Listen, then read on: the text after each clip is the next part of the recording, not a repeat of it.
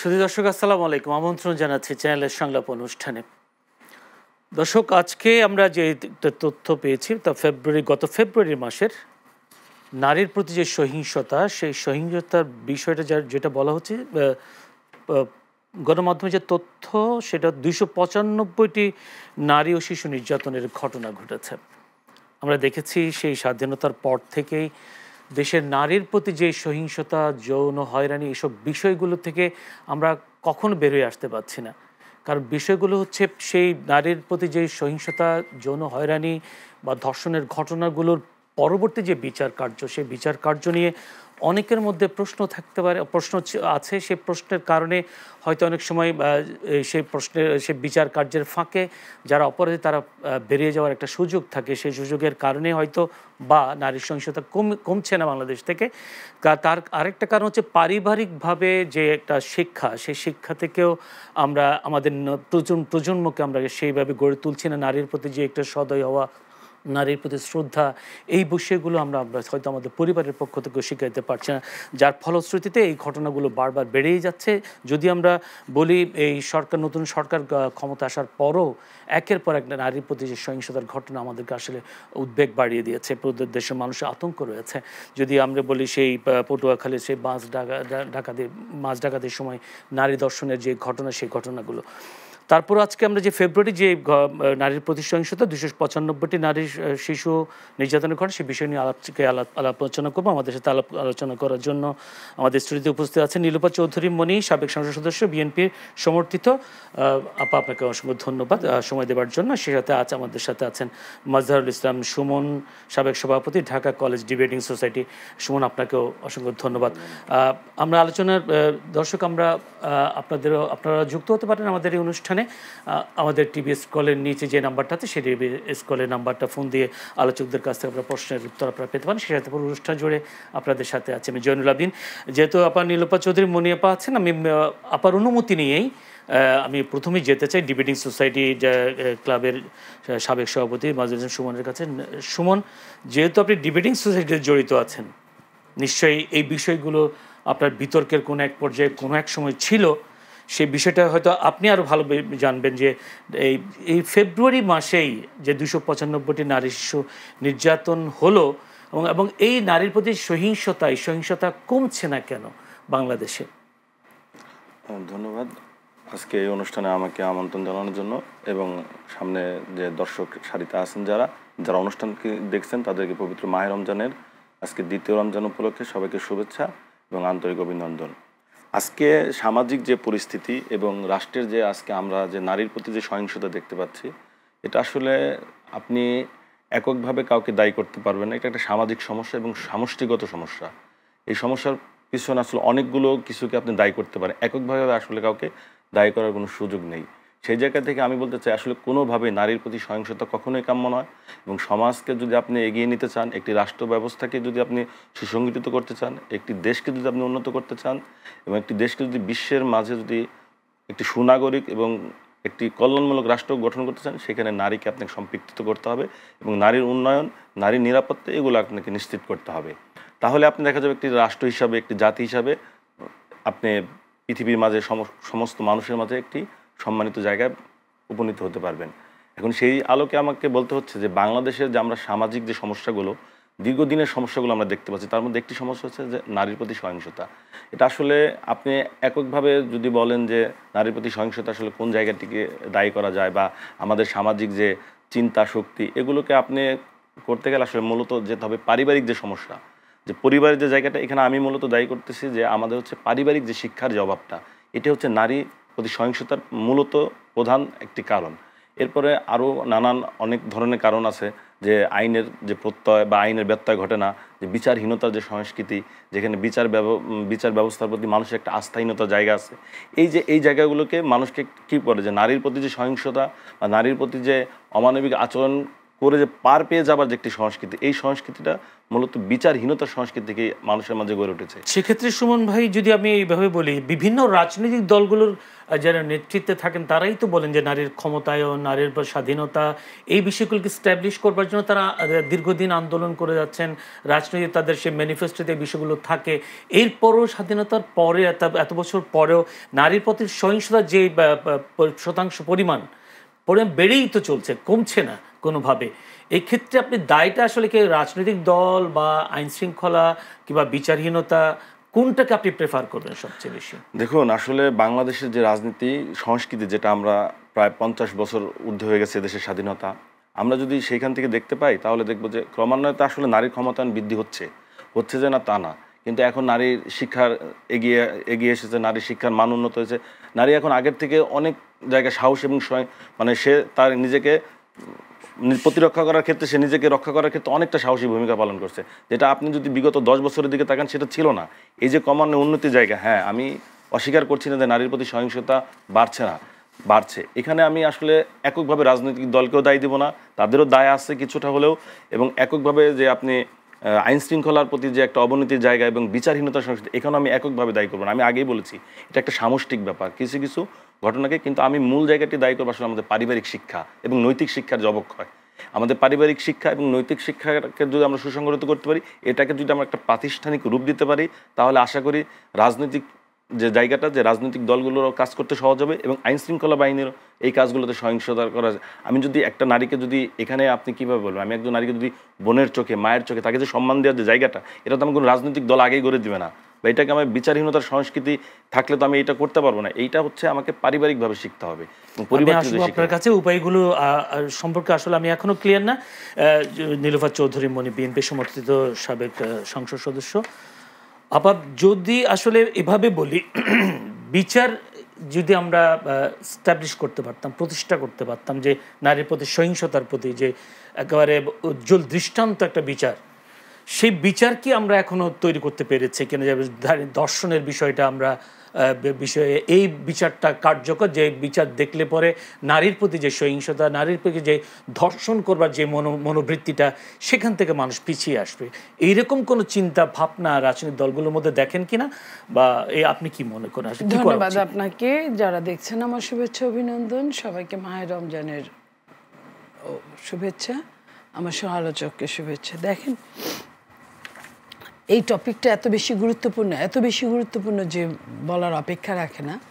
এখানে আমাদের ছোট ভাই যে কথাগুলো বললো অবশ্যই যুক্তিসঙ্গত, যে সমাজ দায়ী, এটা যে সরাসরি যে কেউ কোনো ব্যক্তি কারো।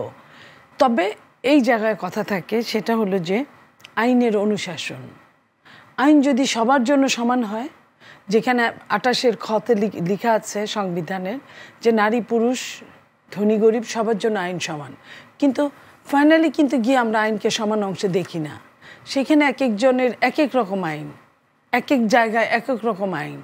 কারোর জন্য দলীয় যে দল ক্ষমতায় সরকারে থাকে সেই দলের নেতাকর্মীদের জন্য একরকম আইন, যে দল থাকে না তাদের জন্য একরকম আইন, সাধারণ মানুষের জন্য একরকম আইন, বিশেষ মানুষের জন্য একরকম আইন। এটা একটা ব্যাপার গেল।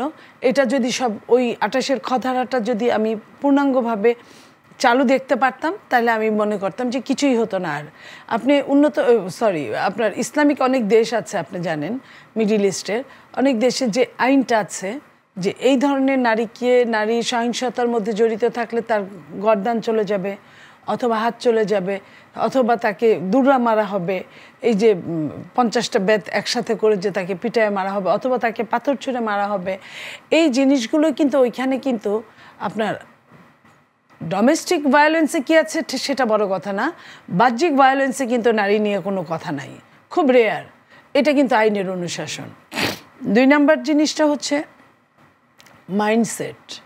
এখানে মাইন্ডসেট একটা বড় ব্যাপার। আমাদের শিক্ষাগুলোর মধ্যে যেটা বললো আমার ছোট ভাই, যে পারিবারিক শিক্ষা, ধর্মীয় শিক্ষা এটা আছে, কিন্তু শিক্ষাগুলোর মধ্যে যদি ওরকম বাধ্যতামূলক থাকতো যে নারীকে সম্মান কিভাবে করতে হবে সব জায়গাগুলোতে, এই মাইন্ডসেটটা ছোটোবেলা থেকে তৈরি করতে হয়।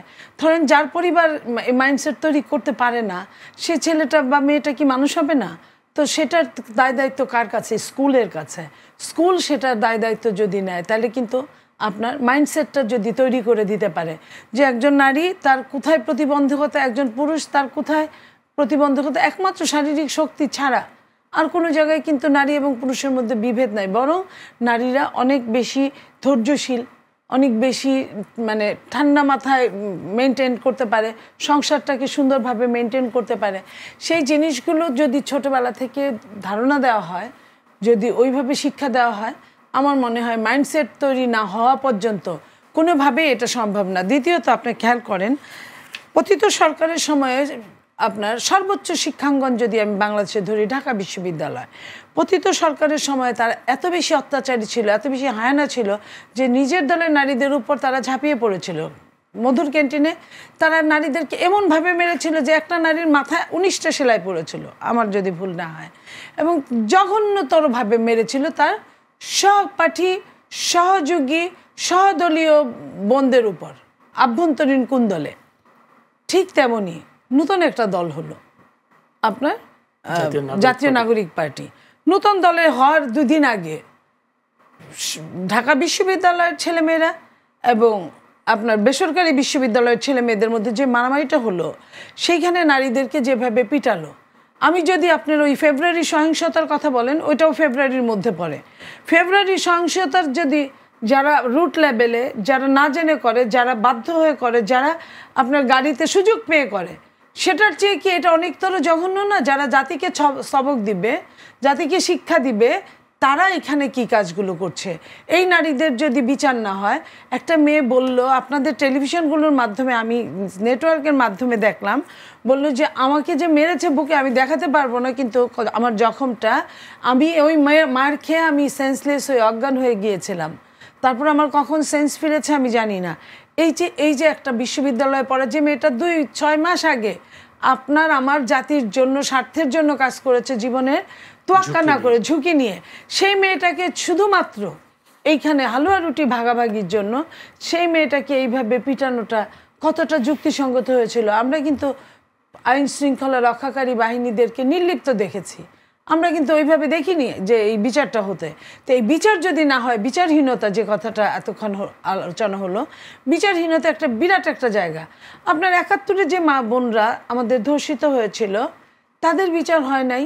আমরা একটা দেশ পেয়েছিলাম, আমাদের মনে একটা শান্তি ছিল, এবং আমরা একটা জায়গায় মনে করেছিলাম এই সন্তানরা, ওই যুদ্ধ শিশুরা আমাদেরই সন্তান। কিন্তু 71-এ পরে যখন বাংলাদেশে আরও বেশি হলো, বা ওই সমপর্যায়ে হচ্ছে, আপনার দেখেন এই আওয়ামী লীগের সময়টায় কি পরিমাণ নারীরা ধর্ষিত হয়েছে, শ্লীলতাহানি শিকার হয়েছে, অপমান হয়েছে, মৃত্যুমুখে পতিত হয়েছে। পুরো কি আপনার আইন শৃঙ্খলা রক্ষাকারী বাহিনীর হাতে, আপনার মনে আছে র্যাবের হাতে একজন নারী মারা গেল, তো এই যে এরকম পুলিশের হাতে মারা গেল, তো এরকমও যেমন হয়েছে। আবার আপনি দেখেন তাদের হাতে শুধুমাত্র ধানের শীষে ভোট দেওয়ার জন্য, শুধুমাত্র ধানের শীষে ভোট দেওয়ার জন্য নোয়াখালীর আপনার লক্ষ্মীপুরে গণধর্ষণের শিকার হয়েছে একটা নারী। তো তার বিচারটা কি হয়েছে? তার বিচারে তার ওই ভিক্টিমাইজের 1-2জনকে অ্যারেস্ট করেছে, তার 2-3 মাস পরে তারা কিন্তু বের হয়ে এসেছে, এবং দুর্দান্ত প্রতাপে আবারও সেই নারীর উপর চড়াও হয়েছে। এই যে অত্যাচারগুলো, তাহলে কি আমরা ধরে নিতে পারি আসলে বিচারহীনতায় কারণে? হ্যাঁ, বিচারহীনতা তো অবশ্যই। তাহলে আমরা একটা জায়গায় দাঁড়াতে পারি যে বিচারহীনতার সংস্কৃতি চালু হওয়ার শুধু কারণে বিচারহীনতা হলে হবে না, এটা মাইন্ডসেটটা প্রথমে তৈরি করতে হবে। যে বাচ্চাটা আজকে শিশু, দেখেন একজন মা, কর্মজীবী মা, সে সারাদিন চাকরি করে, এসে রান্না বাড়া করে, বাচ্চার স্কুলের খোঁজ খবর নেওয়ার মতো তার সময় থাকে না, ওরকম বাচ্চার খবর নেওয়ার মতো। এখন এই মুহূর্তে যুদ্ধটা এমন, মানে স্বামী স্ত্রীর, ছেলে মেয়ের, নারী পুরুষের, তো তখন এই বাচ্চাকে কে শিখাবে? তার স্কুল শিখাবে, কারণ মা তাকে সেই প্রপার গাইডেন্স দিতে পারছে না। তো স্কুলও তাকে দিচ্ছে না, সেই স্কুলও তো নিরাপদ না। সেই স্কুলও তো নিরাপদ না। স্কুল কিভাবে নিরাপদ হবে? শিক্ষকদের হাতে, ছাত্রীদের স্কুল কিভাবে নিরাপদ হবে? স্কুলে তো ওই শিক্ষাটাই নাই। আপনার যদি শিক্ষাটা থাকার পরে মানে এক্সেপশনাল ঘটনা হয়, বিচ্ছিন্ন ঘটনা আমরা ধরে নিই 2-1টা, সেটা হতো, তাহলে তাকে ওইভাবে শুলে চড়ায়, যে ওই যে সৌদি আরবের ওই এটা। আমি হয়তো মৃত্যুদণ্ড সাপোর্ট করি না, কিন্তু মৃত্যুদণ্ড কিন্তু কোনো সলিউশন না। তার চেয়ে জীবন রেখে তাকে শাস্তি দেওয়াটা হলো সবচেয়ে বড় দৃষ্টান্তমূলক। সেই শাস্তিটা যদি হতো, তাহলে কিন্তু তার পরবর্তী কেউ চিন্তা করতো, 2বার চিন্তা করতো, সেই চিন্তার সময়টাও তো আমরা দেই না। সো আমাদের মাইন্ডসেট, আমাদের বিচার সঠিকভাবে করা এবং আমাদের রাজনৈতিক দলগুলোর এই ব্যাপারে সুষ্ঠু পদক্ষেপ গ্রহণ করা উচিত। সুমন ভাই, এই বিষয়টা একটু আলাপ করতে, যেটা আমরা বলছি, আপনিও বলছিলেন যে পারিবারিক যে একটা শিক্ষা, সেই শিক্ষা যদি পেয়ে থাকে, কিংবা সেই সাথে স্কুলের যে বিদ্যালয়ে যে শিক্ষা, সেই শিক্ষাও যদি আমরা পেয়ে থাকি, তাহলে মনে হয় নারীর প্রতি যে সহিংসতা, নারীর প্রতি যে শ্রদ্ধার বিষয়টা, সেই বিষয়টা স্কুল থেকে শিখবে, পারিবারিক। কিন্তু তো সেই বিষয়গুলো তো আমরা দেখি না। যদি আমি পারিবারিকই কথা বলি, শাশুড়ি বউয়ের যে ঘটনাগুলো আমরা দেখেছি, এই পত্রপত্রিকায় দেখি শাশুড়ির হাতে পুত্রবধূর নির্যাতনের শিকার, বা পুত্রবধূর হাতে শাশুড়ির নির্যাতনের মতো ঘটনা।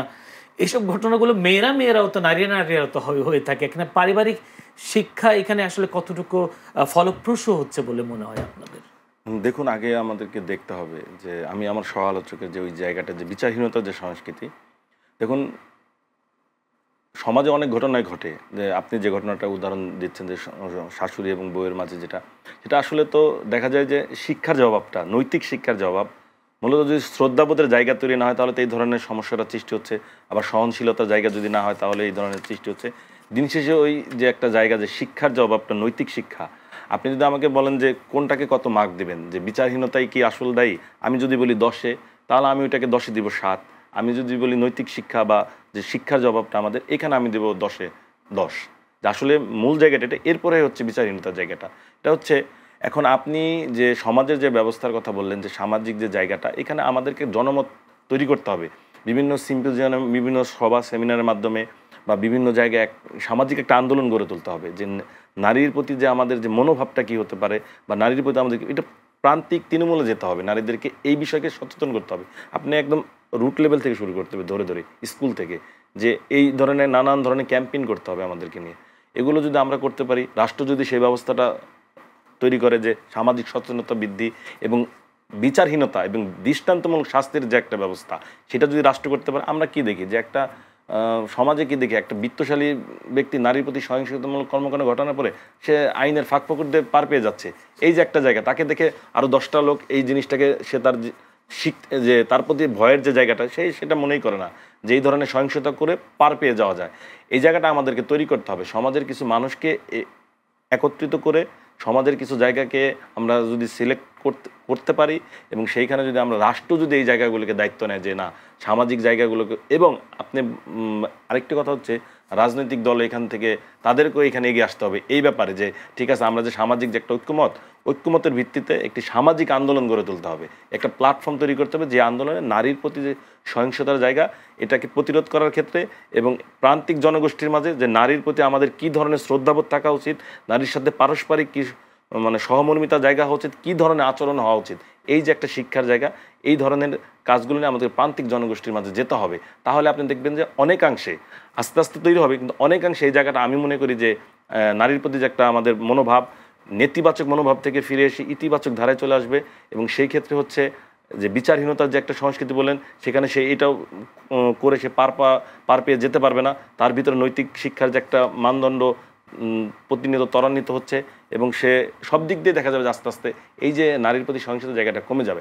এখন আপনি আসেন সমাজে উচ্চশিক্ষিত ব্যক্তি, কিন্তু আমরা দেখেছি কি যে ঢাকা বিশ্ববিদ্যালয়ের ডাকসুর যে আপনার মধুর ক্যান্টিনে বিগত সরকার আওয়ামী ফ্যাসিস্ট আমলেও কিন্তু আমরা দেখেছি তার সহপাঠী ভাই, তার সহযোদ্ধা ভাই, যারা একসাথে রাজনীতি আন্দোলন সংগ্রামে থেকেছে, তাদের দ্বারাও নারী নির্যাতনের ঘটনা দেখেছি। আমরা কিছুদিন আগেও দেখেছি যে ঢাকা বিশ্ববিদ্যালয়ের মতো জায়গায় নারীর প্রতি সহিংসতার জায়গা, এখানে আপনি আসলে শিক্ষার কোন জায়গাটিকে ধরবেন? সমাজের একদম রুট লেভেলের দ্বারাও নারী প্রতি সহিংসতার আচরণ ঘটছে, এবং সমাজে উচ্চশিক্ষিত দ্বারাও ঘটতেছে। তাহলে এই জায়গাটা আমি মনে করি যে নৈতিক শিক্ষার যে জায়গাটা, এটাকে আপনাকে নৈতিক শিক্ষার জায়গাটা খুবই স্ট্রং করতে হবে, খুবই মজবুত করতে হবে, এবং এর জন্য করতে হবে একটা সামাজিক আন্দোলন। এই আন্দোলন রাষ্ট্রকে করতে হবে পৃষ্ঠপোষকতা। পুরো রাষ্ট্র এই ব্যবস্থার উপরে নানান ধরনের কিছু থোক বরাদ্দ বলেন, রাষ্ট্রের বরাদ্দ বলেন, যা কিছু করা দরকার রাষ্ট্র এখানে করবে। এবং এর জন্য সমাজের যে প্রগতিশীল নারী বা অগ্রসরমান নারী, এই ধরনের নারীদেরকে নিয়ে নানান ধরনের সামাজিক সচেতন, প্রগতিশীল নারীদের ঘরেও তো দেখি আমরা গৃহকর্মীকে নির্যাতন করতে। এখন ওই যে আমি তো আপনাকে শুরুতে বললাম যে নৈতিক শিক্ষার জায়গাটা হয়তো তাদের মানদণ্ড অভাব আছে। এখন আমরা আসলে কি করবো যে নৈতিক শিক্ষার জায়গা থেকে আমাদেরকে সুসংগঠিত করতে হবে। ধন্যবাদ এ নিয়ে এগিয়ে যেতে সুমন হবে। ভাই। দর্শক, আমাদের একটা ছোট্ট একটা বিরতি নেবার সময় হয়েছে, আমাদের সঙ্গে থাকবেন।